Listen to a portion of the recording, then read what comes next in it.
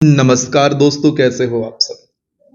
हमारी कंप्यूटर की video series के इस वीडियो में हमें चर्चा करनी है एमएस एक्सेल से संबंधित वस्तुनिष्ठ प्रश्नों की। तो चलिए शुरुआत करते हैं प्रश्न क्रमांक 1 से।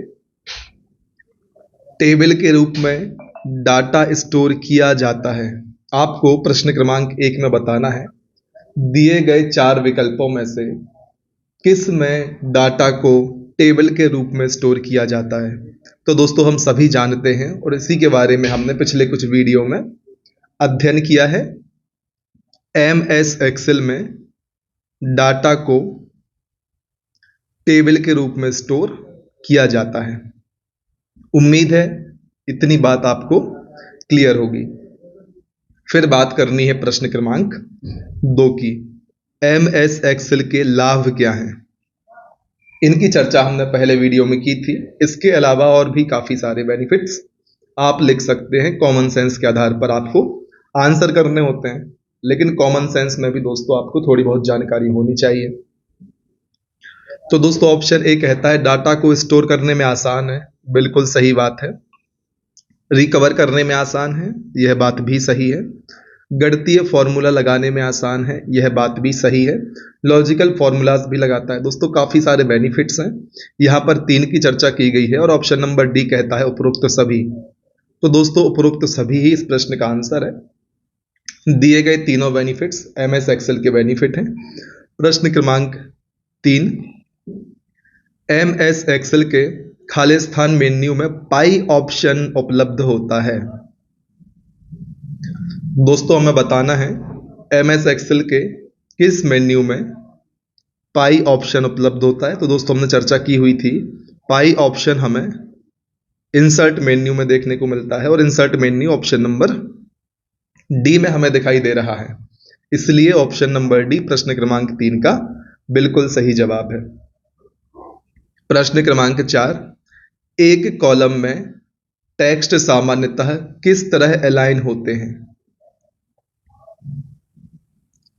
तो दोस्तों, हमसे पूछा जा रहा है जो कॉलम होता है उसमें टेक्स्ट सामान्यतः किस तरफ अलाइन होते हैं या व्यवस्थित होते हैं। तो हम सभी जानते हैं ऑप्शन नंबर डी।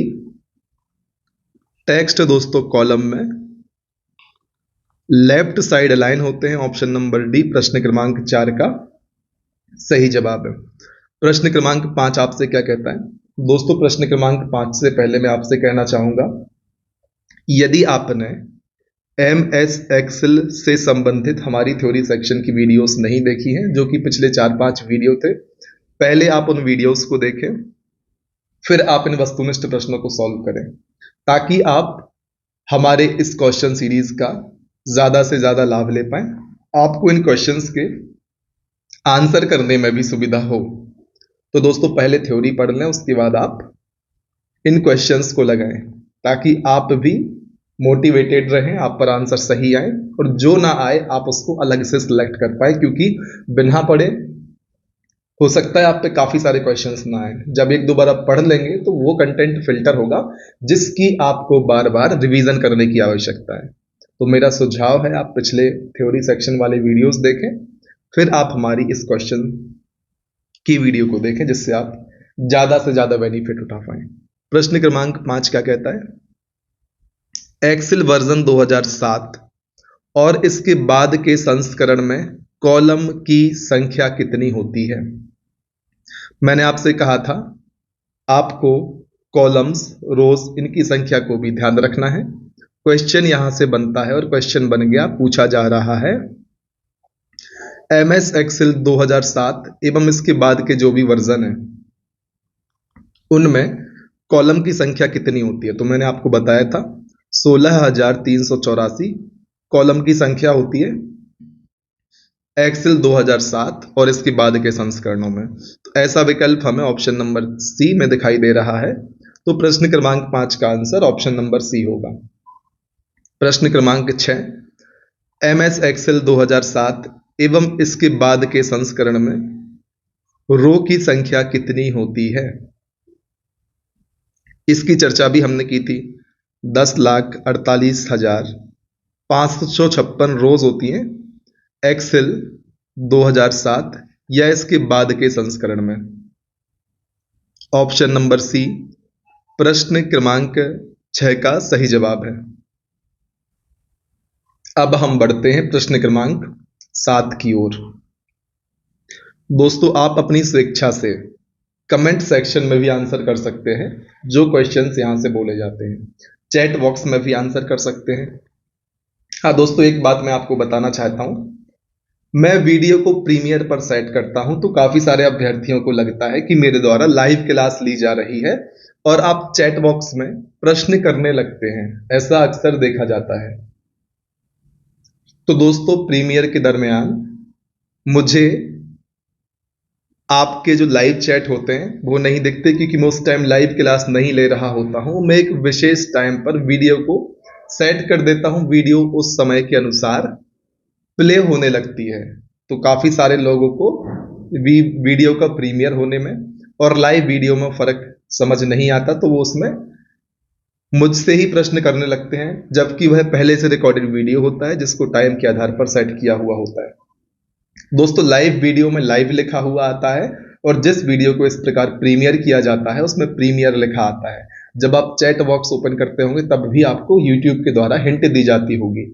उम्मीद है अब आपको सारी चीजें क्लियर होंगी, लाइव वीडियो और प्रीमियर या टाइम के आधार पर सेट करने वाले वीडियो में। तो चलिए प्रश्न क्रमांक 7 की हम चर्चा कर लेते हैं।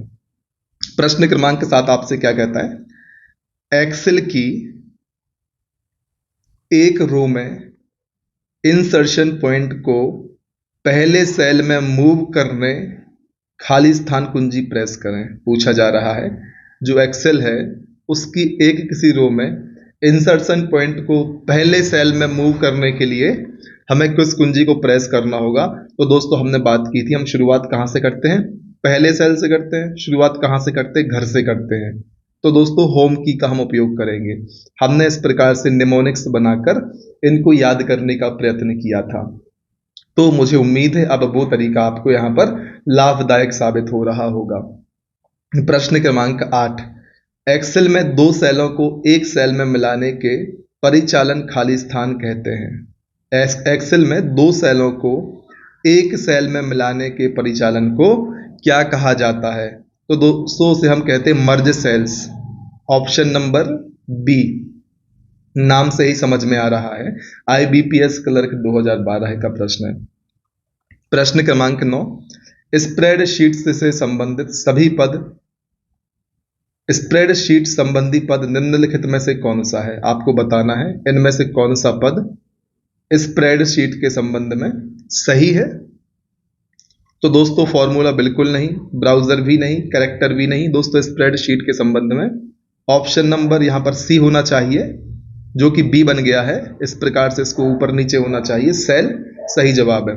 उम्मीद है इतनी चीजें क्लियर होंगी। फिर एक्टिव सेल क्या कहलाती है, इसकी चर्चा भी हमने विस्तार से की थी। एक्टिव सेल क्या कहलाती है, तो दोस्तों वर्तमान सेल जिस पर यूजर डाटा एंटर कर रहा होता है या यूजर जिस सेल पर काम कर रहा होता है उसे हम एक्टिव सेल कहते हैं। फिर प्रश्न क्रमांक 11 है, आपसे कहता है माइक्रोसॉफ्ट एक्सेल वर्कशीट के सक्रिय सेल में, अर्थात जिसमें यूजर डाटा एंटर कर रहा होता है, उस सेल में डाटा को प्रदर्शित करने या संपादित करने के लिए खाली स्थान का उपयोग किया जाता है। तो दोस्तों हम फॉर्मूला बार का उपयोग करते हैं। ऑप्शन नंबर सी प्रश्न क्रमांक 11 का बिल्कुल सही जवाब है। उम्मीद है इतनी चीजें आपको क्लियर होंगी। फिर बात करनी है प्रश्न क्रमांक 12 की, जो आपसे कहता है दोस्तों किस फंक्शन का उपयोग वर्कशीट की सेल में वर्तमान तिथि और समय दर्ज करने के लिए किया जाता है। तो दोस्तों इसकी चर्चा भी हमने की थी। नाउ फंक्शन का उपयोग हम करते हैं वर्तमान तिथि और समय को दर्ज करने के लिए। नाउ मतलब अभी, अभी मतलब वर्तमान। इस प्रकार से आप लिंक करें और चीजों को याद करें। फिर दोस्तों बात करनी है प्रश्न क्रमांक 13 की, जो आपसे कहता है प्रत्येक सेल लगभग कितने अक्षर स्टोर कर सकता है। बहुत ही आसान सा क्वेश्चन है दोस्तों। 255 कैरेक्टर हर सेल स्टोर कर सकता है और यह विकल्प हमें दिख रहा है ऑप्शन नंबर डी में। प्रश्न क्रमांक 14, MS एक्सेल में नेम बॉक्स का क्या उपयोग है। तो दोस्तों नेम बॉक्स का उपयोग है सेल एड्रेस डिस्प्ले करने के लिए, नेम बॉक्स का उपयोग करते हैं। दोस्तों कॉमन सेंस भी आप लगा सकते हैं, नेम बॉक्स मतलब नाम दर्शाने के लिए, एड्रेस दर्शाने के लिए हम नेम बॉक्स का उपयोग करते हैं। फिर प्रश्न क्रमांक 15, एक वर्कबुक में डिफॉल्ट शीट की संख्या या डिफॉल्ट वर्कशीट की संख्या कितनी होती है? इसकी चर्चा भी की थी, इनकी संख्या 3 होती है, ऑप्शन नंबर सी। प्रश्न क्रमांक 16, माइक्रोसॉफ्ट एक्सेल में बनाई गई फाइल को हम क्या कहते हैं? तो दोस्तों इसको हम कहते हैं वर्कबुक। कहां पर दिख रहा है? ऑप्शन नंबर सी में दिख रहा है। दोस्तों आज ऑप्शन नंबर सी बहुत सारे प्रश्न के आंसर आ रहे हैं। इसका मतलब ये नहीं कि आपको एग्जाम में भी ऑप्शन नंबर सी ही दिखे और आपको टिक कर देना है, ऐसे में अनर्थ हो जाना है।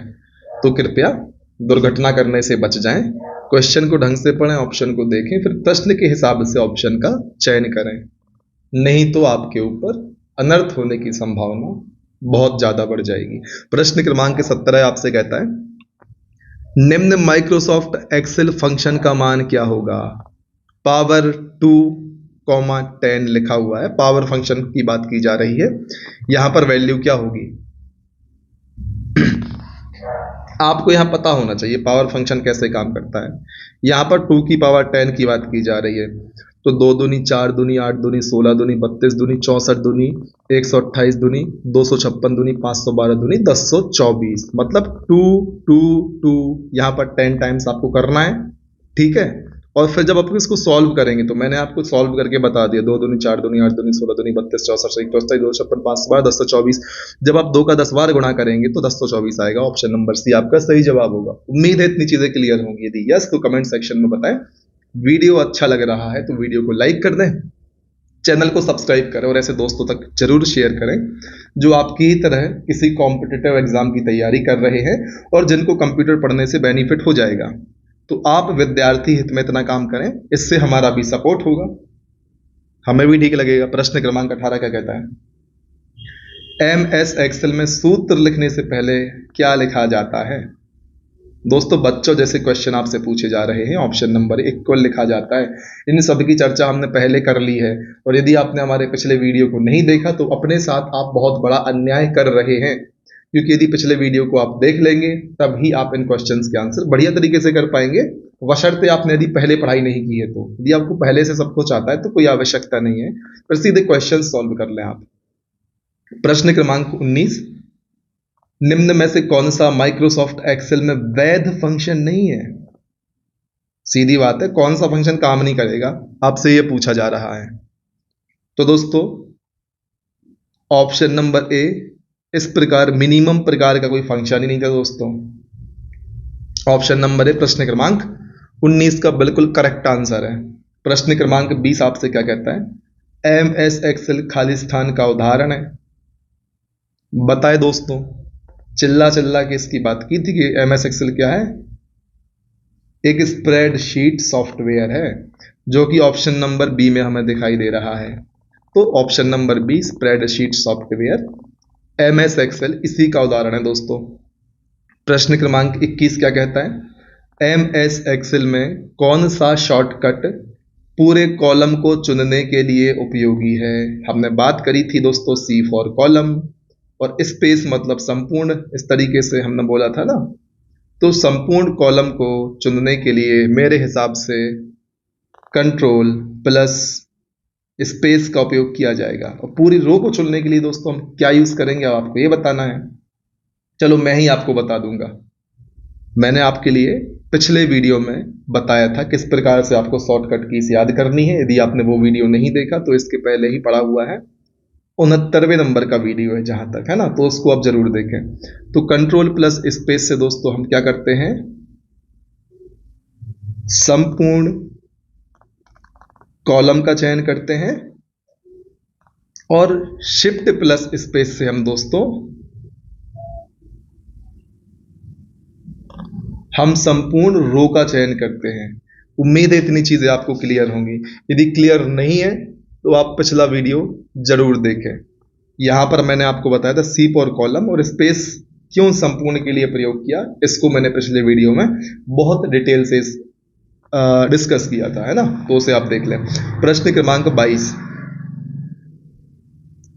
MS एक्सेल में हाइपरलिंक के लिए शॉर्टकट की क्या है, इसकी भी बात की थी।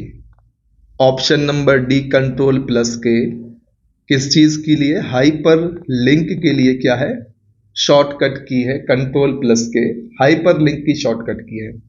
उम्मीद है इतनी चीजें क्लियर होंगी। फिर हमें बात करनी है प्रश्न क्रमांक 23 की। क्या कहता है आपसे, MS एक्सेल में डिफॉल्ट रूप से नंबर खाली स्थान अलाइन करते हैं।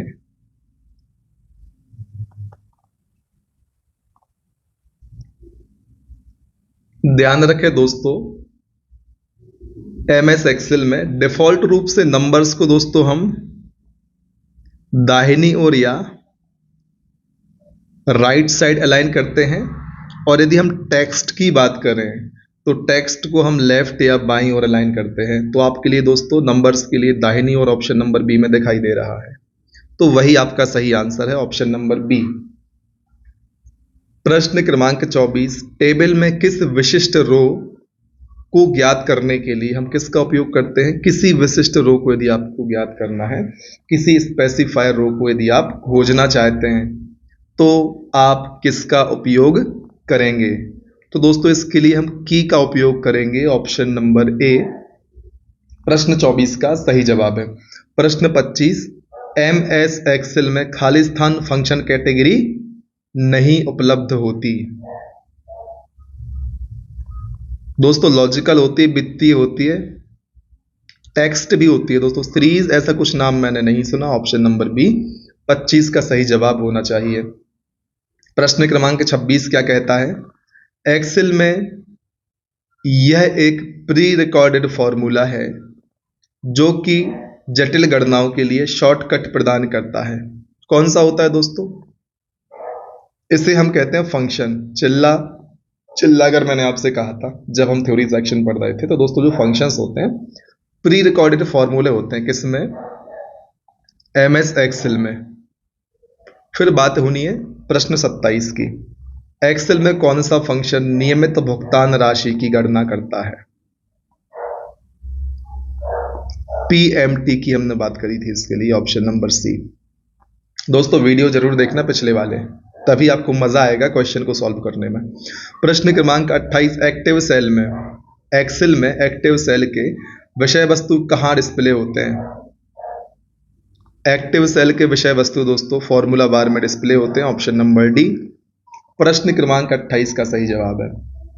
प्रश्न क्रमांक 29 क्या कहता है, MS एक्सेल में वर्कशीट के संग्रहण को क्या कहा जाता है। बहुत सारी वर्कशीट को आप एक साथ क्या कहते हो, तो दोस्तों वर्कबुक कहते हैं, हमने चर्चा की थी, क्या कहते हैं, वर्कबुक कहते हैं बहुत सारी वर्कशीट के संग्रह को। प्रश्न क्रमांक 30, एक्सेल में नए चार्ट बनाने के लिए किसका उपयोग करते हैं। नया चार्ट चाहिए आपको, एक और दो, हमने ऐसी बात की थी ना, F11 का उपयोग करते हैं, याद कैसे किया था, नया चार्ट। आपके पास एक पहले से है, आपको एक और चाहिए, इस प्रकार से हमने 11 बनाया था, एक पहले से है एक और चाहिए, तो F11 का उपयोग दोस्तों नया चार्ट बनाने के लिए, ऑप्शन नंबर डी। प्रश्न क्रमांक 31, MS एक्सेल में एक रो और एक कॉलम के प्रतिच्छेदन को क्या कहा जाता है। एक रो और एक कॉलम के प्रतिच्छेदन को क्या कहते हैं दोस्तों, तो हम सभी जानते हैं, हम सेल कहते हैं दोस्तों। एक रो ये है, एक रो ये है, अब एक कॉलम बन रहे हैं, तो इस प्रकार से कॉलम बन गया, तो इनके जो प्रतिच्छेदन है ये बीच में सेल बन गया।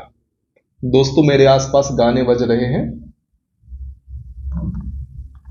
आपको यदि डिस्ट्रैक्शन हो रहा है तो उसके लिए सॉरी, लेकिन मुझे यहां पर ठीक लग रहा है, आसपास गाने चल रहे हैं। उम्मीद है आपको आवाज नहीं आ रही होगी क्योंकि माइक का यूज किया जा रहा है, तो माइक पर्टिकुलर एरिया में फोकस करता है। प्रश्न क्रमांक यदि 32 की हम बात करें तो एक्सेल में 7वीं रो एवं 7वें कॉलम का सेल एड्रेस क्या होगा। दोस्तों व्यवहारिक प्रश्न आपसे पूछे जा रहे हैं और ऐसे आते भी हैं आपके एग्जाम में, तो दोस्तों ऑप्शन नंबर बी G7 बोलेंगे। क्यों बोलेंगे कमेंट में बता दें आप हमें, ठीक है। प्रश्न क्रमांक 33, एक्सेल की अलाइनमेंट टैब में खालिस्तान विकल्प सेलों को करने के लिए प्रयुक्त होता है।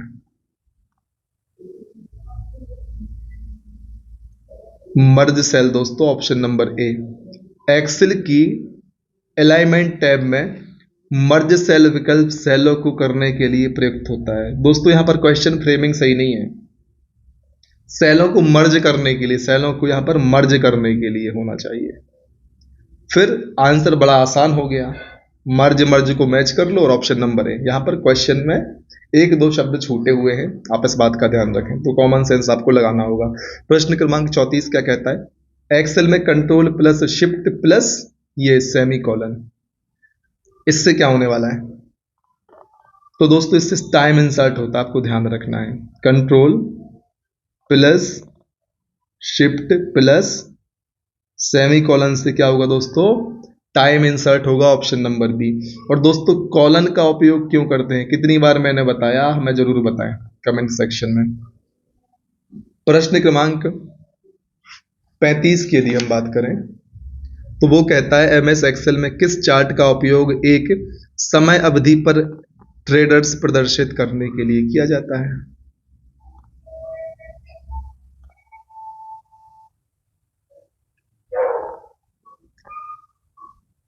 एमएस एक्सेल में किस चार्ट का उपयोग एक समय अवधि पर ट्रेडर्स प्रदर्शित करने के लिए किया जाता है? तो दोस्तों हम जानते हैं option number B, line chart का उपयोग हमने चार्ट वाले सेक्शन में शॉर्टकट कीज के पहले वाले वीडियो में इस बारे में चर्चा की हुई थी। प्रश्न क्रमांक 36, स्प्रेडशीट में डाटा किस तरह व्यवस्थित होता है? तो दोस्तों हम जानते हैं row and column, option number D. प्रश्न क्रमांक 37, इनमें से किस शॉर्टकट का उपयोग पिछली वर्कबुक पर जाने के लिए करते हैं? ध्यान रखें पिछली वर्कबुक की बात की जा रही है। तो दोस्तों पिछली वर्कबुक पर जाने के लिए control plus shift plus tab का उपयोग करते हैं, ऑप्शन नंबर बी। प्रश्न 38, एक्सेल स्प्रेडशीट की मूलभूत इकाई है जहां पर डाटा एंट्री की जाती है, क्या कहलाती है? तो दोस्तों हमने चर्चा की थी मूलभूत इकाई को सेल कहते हैं जहां पर हम डाटा एंटर करते हैं, ऑप्शन नंबर सी 38 का सही जवाब है। 39, एक्सेल 2007 विंडो में किस एरिया में वैल्यूज और फॉर्मूले एंटर किए जाते हैं? कहां करते हैं दोस्तों वैल्यू फॉर्मूले एंटर? तो दोस्तों शकल पे दिख रहा है वैल्यूज फॉर्मूले की बात की जा रही है, तो फॉर्मूला बार होना चाहिए, ऑप्शन नंबर सी। प्रश्न क्रमांक 39 का सही जवाब है। प्रश्न क्रमांक 40, एमएस एक्सेल 2007 में रो तथा कॉलम टाइटल्स को एक स्थान पर रोकने के लिए जिससे वे वर्कशीट को स्क्रॉल करते समय स्क्रॉल ना हो, निम्न में से किस पर क्लिक करना होता है? तो दोस्तों व्यू टैब के फ्रीज पेंस कमांड पर हमें टिक करना होता है, ऑप्शन नंबर बी। प्रश्न 40 का सही जवाब है। दोस्तों यदि वीडियो से आपको आपके एग्जाम की तैयारी में लाभ हो रहा है तो लाइक शेयर सब्सक्राइब जरूर करें चैनल को, है ना। प्रश्न क्रमांक 41, एमएस एक्सेल में कौन सा फंक्शन रो डेटा को कॉलम में या कॉलम डेटा को रो में डिस्प्ले करता है? कौन सा फंक्शन रो डेटा को कॉलम में या कॉलम डेटा को रो में डिस्प्ले करता है? तो दोस्तों उसको हम कहते हैं ट्रांसपोज, ऑप्शन नंबर सी।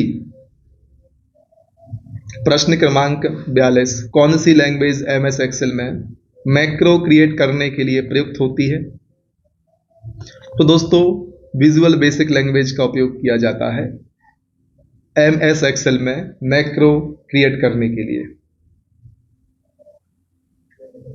दोस्तों मुझे जिन भी प्रश्न के आंसर में डाउट होता है मैं उन आंसर्स के लिए इस पुस्तक की उत्तर कुंजी का उपयोग करता हूं।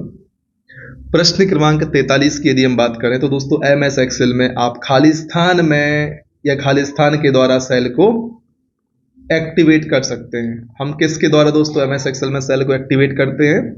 तो दोस्तों टैब की दबाकर, सेल पर क्लिक करके, एरो की दबाकर, इन सब से हम सेल को एक्टिवेट करते हैं, इसलिए ऑप्शन नंबर डी उपरोक्त सभी प्रश्न क्रमांक 43 का सही जवाब होगा।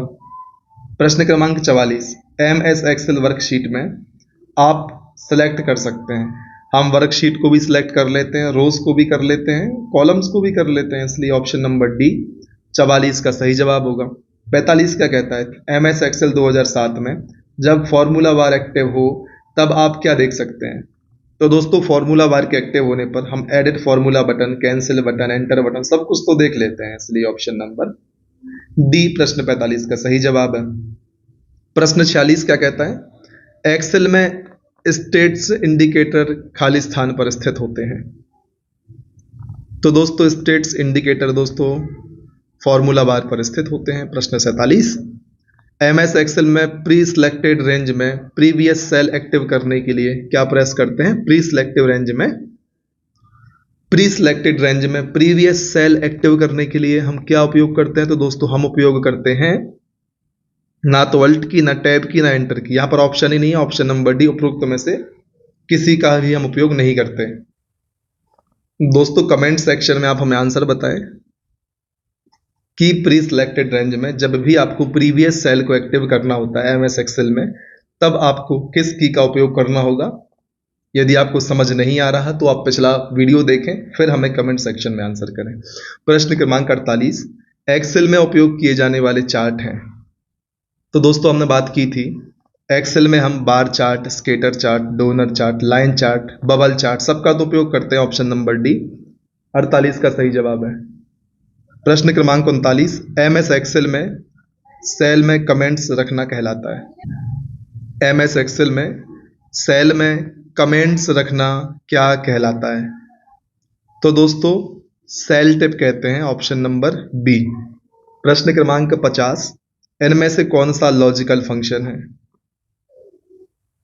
तो दोस्तों एंड और इफ ये सभी लॉजिकल फंक्शन है। Option number D. प्रश्न क्रमांक 51, एक्सेल वर्कबुक खाली स्थान का संग्रह होता है। तो दोस्तों Excel workbook worksheet and chart का संग्रह होता है। Option number D. प्रश्न क्रमांक 52, एक्सेल 2007 में टेक्स्ट फॉर्मूला इनमें से बताएं। ऑप्शन नंबर 4 विकल्प आपको दिए हुए हैं। एक्सेल 2007 में टेक्स्ट फॉर्मूला दोस्तों क्या करता है? हम सभी जानते हैं दोस्तों जो एमएस एक्सेल 2007 है उसमें टेक्स्ट फॉर्मूला टेक्स्ट को जोड़ते और मैनिपुलेट करते हैं। ऑप्शन नंबर सी प्रश्न क्रमांक 52 का सही जवाब है। प्रश्न क्रमांक 53 की यदि हम बात करें तो वो आपसे कहता है एमएस एक्सेल 2007 में निम्न में से कौन सेल एंट्री पूर्ण करने की विधि नहीं है? तो दोस्तों सेल एंट्री पूर्ण करने के लिए आप एंटर दबाते हैं तो एक सेल में एंट्री पूरी हो जाती है। कीबोर्ड पर एरो दबाते हैं, आप जंप करते हैं दूसरे सेल में तो वर्तमान सेल की एंट्री पूरी होती है। फॉर्मूला बार के एंटर बटन पर क्लिक करने पर भी एंट्री पूरी होती है। दोस्तों स्पेस बार दबाने से आप दूसरे सेल में जंप नहीं करते, पिछले सेल की एंट्री पूरी करने से। इसलिए ऑप्शन नंबर डी प्रश्न क्रमांक 53 का सही जवाब होगा। उम्मीद है आपको प्रश्न क्रमांक 53 का कॉन्सेप्ट क्लियर होगा। यदि यस तो कमेंट सेक्शन में बताएं, यदि नो तो फिर भी बताएं। प्रश्न क्रमांक 54, एक्सेल में सिलेक्टेड सेल का नेम कहां दिखता है? दोस्तों एक्सेल में जो सिलेक्टेड सेल होती है उसका नेम कहां दिखता है? तो दोस्तों फॉर्मूला बार के बाईं ओर दिखता है। आपको बाईं ओर भी ध्यान रखना है, फॉर्मूला बार के दाईं ओर बोलेंगे तो गलत हो जाएगा, तो आप ध्यान रखें दोस्तों। एक्टिव सेल एक्सेल में सिलेक्टेड सेल का नाम फॉर्मूला बार के दाहिनी ओर दिखता है। प्रश्न क्रमांक 55, एमएस एक्सेल में सेल में डेटा एंटर करने के लिए निम्न में से किस विधि का उपयोग नहीं किया जाता? तो दोस्तों पहले भी ऐसा प्रश्न आ चुका है। एरो की दबाएंगे तो डेटा एंटर करने के लिए हम उपयोग करते हैं, टैब का भी करते हैं, फॉर्मूला बार पर क्लिक करके भी करते हैं। एस्केप की का उपयोग दोस्तों हम नहीं करते। Option number C. प्रश्न क्रमांक 56, इनमें से कौन सा अंक गणितीय ऑपरेटर है? तो दोस्तों एस्ट्रिक, फॉरवर्ड स्लैश और कैरेट दोस्तों ये तीनों के तीनों अंक गणितीय ऑपरेटर फॉर्मूलेजन की चर्चा हमने की हुई है। ऑप्शन नंबर डी प्रश्न क्रमांक 56 का सही जवाब है। प्रश्न क्रमांक 57, एक्सेल में किस प्रकार के चार्ट बना सकते हैं? केवल लाइन ग्राफ और पाई चार्ट दोस्तों ऐसा नहीं है, सिर्फ इनको भी बना सकते हैं, इसके अलावा बाकी भी बना सकते हैं। केवल लाइन ग्राफ दोस्तों यह भी गलत है, केवल बार चार्ट और लाइन ग्राफ यह भी गलत। दोस्तों जहां पर केवल आएगा वो गलत आंसर्स होंगे, क्योंकि काफी सारे चार्ट्स हम बना सकते हैं, इनकी चर्चा हमने की हुई है वीडियोस में। तो bar chart, line chart, pie chart इन सभी को हम बना सकते हैं। ऑप्शन नंबर सी प्रश्न क्रमांक 57 का सही जवाब है। इनके अलावा बबल चार्ट और भी प्रकार के चार्ट्स हैं जिनको हम एक्सेल में बना सकते हैं। प्रश्न क्रमांक 58 और इस चैप्टर का अंतिम प्रश्न। वीडियो काफी लंबा हो गया है। 58 प्रश्न आपसे कहता है एमएस एक्सेल में सामान्यतः फॉन्ट रेंज क्या होती है। इसकी चर्चा हमने की हुई थी। 8 से 72 की फॉन्ट रेंज सामान्यतः एमएस एक्सेल में पाई जाती है। ऑप्शन नंबर सी प्रश्न क्रमांक 58 का सही जवाब है। उम्मीद है दोस्तों हमारी यह क्वेश्चन की सीरीज, यह क्वेश्चन की वीडियो आपके लिए आपके एग्जाम में बहुत लाभकारी साबित होगी। और यदि आपको हमारे पिछले वीडियो से इस वीडियो से आपके एग्जाम में बेनिफिट होता है तो हमारे वीडियो को लाइक कमेंट करके जरूर बताएं। चैनल को सब्सक्राइब कर लें, दूसरे दोस्तों तक शेयर करें वीडियो को, ताकि वो भी हमारी इस सीरीज का लाभ ले पाएं और बने रहें हमारे साथ, लगातार मेहनत करें। तब तक ना रुकें जब तक कि आपको आपकी मंजिल प्राप्त नहीं हो जाती। जय हिंद।